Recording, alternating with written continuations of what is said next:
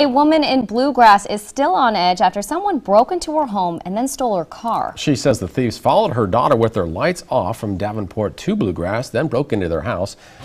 The Infeld spoke exclusively with Local 4 News. She says although the thieves took everything in the car had a tracking device that helped police locate it in Davenport. However, police say they wound up in a chase when they showed up to retrieve it. That took officers from Davenport into Rock Island. Officers say the car was eventually ditched near an alley. Local 4's Brianna Collier joins us in the studio with her story. Brianna? Yeah, Jim, Tiffany, Thea Infeld is the theater director at Davenport Central. She tells me she has only had her 2019 Honda Pilot for a month. She says this is the first time she's ever had her house broken into and her car keys and car stolen. She tells me things like this don't even really happen in Bluegrass, but now she fears for the safety of her and her family because the keys to her car were on the counter in her house right next to her children's bedroom.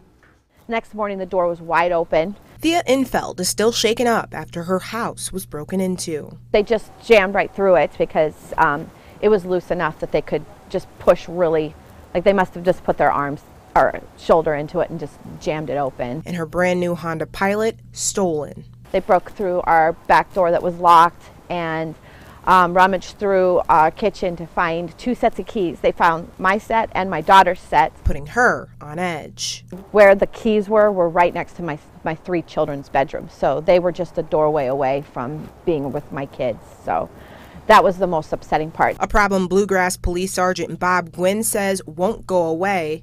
I think a lot of people think it's not going to happen to them.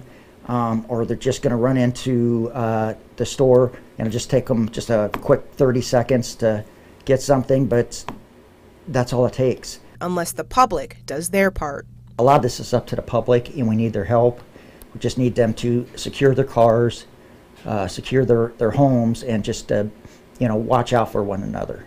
Eventually someone is going to get hurt in their fun little joyrides that they're having. Leaving Infeld with no other choice. We're putting lights and security cameras up, like the motion detector ones, just because this is a corner lot and a lot of people walk around here.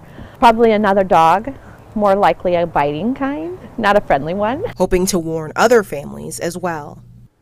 Now, Bluegrass Sergeant Bob Gwynn says the suspects still haven't been caught. They're encouraging anyone with information to call the Bluegrass Police Department. They also say they want everyone to be aware of their surroundings. And if you see or hear anything suspicious, call police immediately. As for Infeld, she says the suspects still have her wallet and her keys, which scares her the most.